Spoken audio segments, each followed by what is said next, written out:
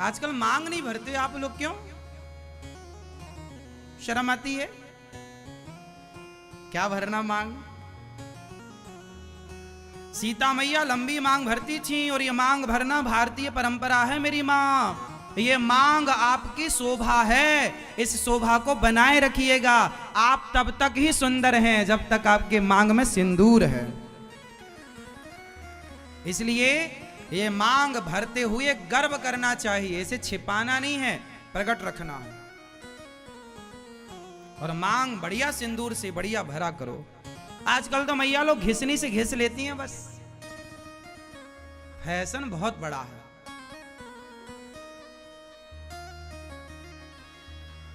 थोड़ा ज्यादा वाली मांग भरा करो। आप लोगों की है या नहीं? आजकल ना देखो फैशन पे क्या होता है, हमारी कुछ बहनें चूड़ियां एक हाथ पे पहनती ही नहीं है, और एक हाथ पे घड़ी, एक हाथ पे चूड़ी नहीं, एक हाथ पे घड़ी, एक हाथ पे चूड़ी, एक हाथ पे घड़ी। चूड़ी पहनना चाहिए। गांव में कहावत कहते हैं कि भगवान दुश्मन की बेटी का हाथ खाली ना करें। हाथ खाली का मतलब क्या है? हाथ खाली का मतलब जानते हो? नहीं, ये नहीं जानती, जरा बताओ इनको। हाथ खाली का मतलब क्या होता है? हाथ खाली का मतलब जानते हैं? हाँ, अभी पता लगा ना। हाँ, हाथ खाली का मतलब क्या होता है? हाथ खाली का मतलब होता है वैधव्य, विधवा। इसलिए लोग कहते हैं दुश्मन की बेटी का भी हाथ खाली, लेकिन आजकल फैशन के नाम पे हाथ खाली करके घूमती हैं। हाँ या ना? चूड़ियां नहीं होती कुछ हाथों में, चूड़ियां होनी चाहिए। हाँ, जल्दी जल्दी चेंज कर लो।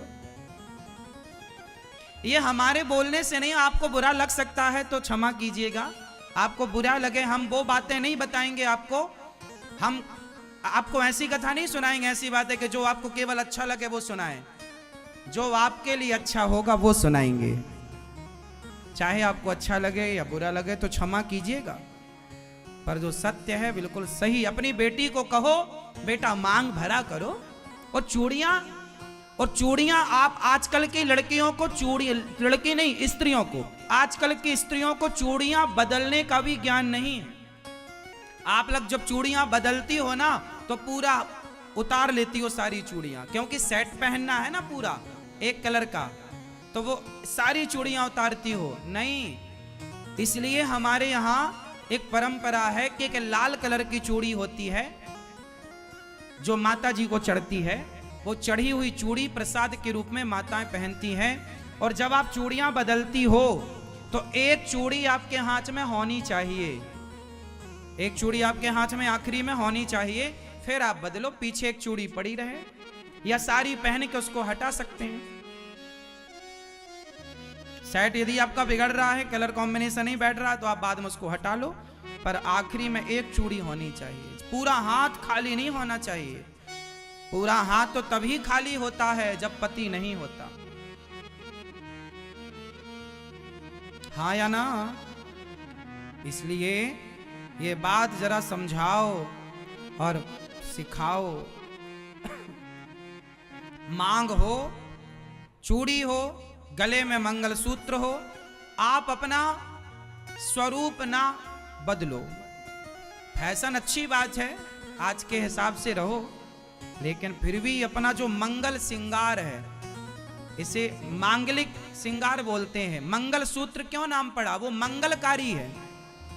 मंगलसूत्र को मंगलसूत्र क्यों कहते हैं मैया? बताइए, सूत्र क्या है? सूत्र का मतलब होता है बंधन, है ना? जैसे रक्षा सूत्र है, भाई रक्षा सूत्र बांध दो, ऐसे मंगल सूत्र होता है। मंगल सूत्र का मतलब क्या होता है? मंगलकारी बंधन, जो हमारे जीवन को अनेक प्रकार के मंगलों से भरता हो, वो मंगलकारी बंधन को मंगल सूत्र कहते हैं। और स्त्री के गले पर क्या होना चाहिए? सदा मंगल सूत्र होना चाहिए। इसलिए मंगल सूत्र जरूरी है।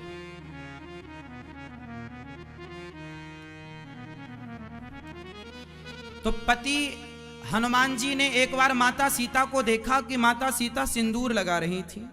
तो हनुमान जी ने कहा, माँ ये क्या लगा रही हो? बोले सिंदूर। क्यों? बोले राम जी की लंबी आयु के लिए। तो हनुमान जी बोले, क्या आपके इतने से सिंदूर लगाने से राम जी की आयु लंबी होगी? हाँ। तो सीता मैया ने कहा, जरूर होगी बेटा। हनुमान जी बोले, यदि आपके सिंदूर लगाने से राम जी की आयु लंबी होती तो आज से मैं पूरे शरीर में सिंदूर लगाऊंगा। तब से हनुमान जी को सिंदूर चढ़ने लगा। तब से हनुमान जी को क्या चढ़ने लगा? सिंदूर।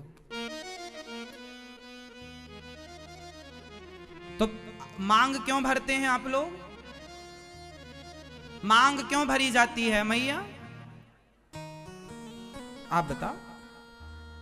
पति की लंबी आयु के लिए तो लंबा भरो ना।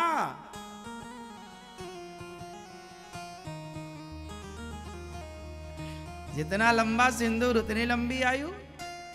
भाई मान्यता तो यही है। अब फिर तो वो आगे भाग्य का खेल है, भगवान की इच्छा है, लेकिन फिर भी हमारा जो मांग का सिंदूर है मंगलकारी है। इसलिए आपको पता होगा बिहार में आज भी जब लड़की का विवाह होता है तो मांग उसकी यहां से स्टार्ट होती है। कहां से? कहां से? नाक से। यहां से लेकर के पूरा फिर यहां तक जाता है। वहां पर जब मांग भरी जाती है वो यहां से स्टार्ट होती है, नाक से। ये मांग। पर अब यहां से आप तो ना भरो। बिहार में आज भी ये रिवाज है और आपको देखने को मिल जाएगा। तो आप फिर भी उतना तो रखो जितना आवश्यक है। और याद रखिएगा, सिंदूर ही लगाने की बात है, घिसनी नहीं। क्या लगाने की बात है?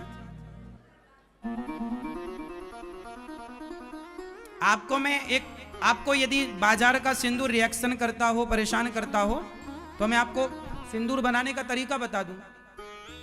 कुमकुम बढ़िया घर में बना लिया करो। हल्दी लो और हल्दी में जरा सा नींबू मिलाओ। क्या मिलाना है? नींबू। हल्दी में जरा सा नींबू मिला लो और फिर उसको बढ़िया सा ठीक से कर लो, पीस लो। देखो बन गया सिंदूर। मतलब रोली कुमकुम लाल हो गई। माता जी को चढ़ा दो, भगवान जी को, राधा रानी को, सीता मैया को चढ़ा दो। और सिंदूर जब लगा, सिंदूर मतलब रोली, सिंदूर भी होता है, रोली भी, कोई दिक्कत नहीं है। कुमकुम बोलते हैं, कुमकुम। क्या बोलते हैं? कुमकुम। और सिंदूर ना खाली बाजार से खरीद के नहीं लगाना चाहिए। महिलाएं 90% महिलाएं गलती करती हैं कि आप लोग सिंदूर लाए, आप लोग कुमकुम लाए और आपने डायरेक्ट लगा लिया। ऐसे नहीं लगाते। पहले जो सिंदूर माथे पर लगाना हो, जो भी कुमकुम लगाना हो, पहले उस कुमकुम को, पूरी कुमकुम को एक डिब्बे में भरो, एक पात्र में भरो। और भरने के बाद सबसे पहले ले जाओ उस कुमकुम को माता जी को समर्पित कर दो। राधा रानी को, सीता मैया को, दुर्गा मैया को। पहले दुर्गा मैया की मांग में वो सिंदूर लगाओ, अर्थात सीता मैया की मांग में वो सिंदूर लगाओ। आप उस सिंदूर को माता जी की मांग में लगाकर और आप कहो, हे माँ, जो आप अपने राम जी की लंबी आयु के लिए सीता मैया ये जो मांग भरती हैं, तो आज इस दासी के सिंदूर से अपनी मांग सजाइए। और फिर उस सिंदूर के कुछ कण फिर अपने पूरे के पूरे सिंदूर में मिला लीजिए। वो पूरा सिंदूर हो गया प्रसादी सिंदूर या प्रसादी कुमकुम। क्या हो गया वो सीता मैया को लगने के बाद क्या बन गई? जोर से प्रसादी बन गई। अब उस प्रसादी सिंदूर को फिर आप अपने माथे पर लगाया करो। हल्दी तो नुकसान नहीं करेगी, तो आप घर पर ही कुमकुम बना सकते हैं। पूरा केमिकल मुक्त सिंदूर कुमकुम, उसे आप बना के प्रयोग कीजिए। यदि बाजार की चीजों से आपको नुकसान है तो चलिए। तो कुल मिलाकर के इन चीजों का विशेष ध्यान रखना चाहिए, छोटी छोटी बातों का।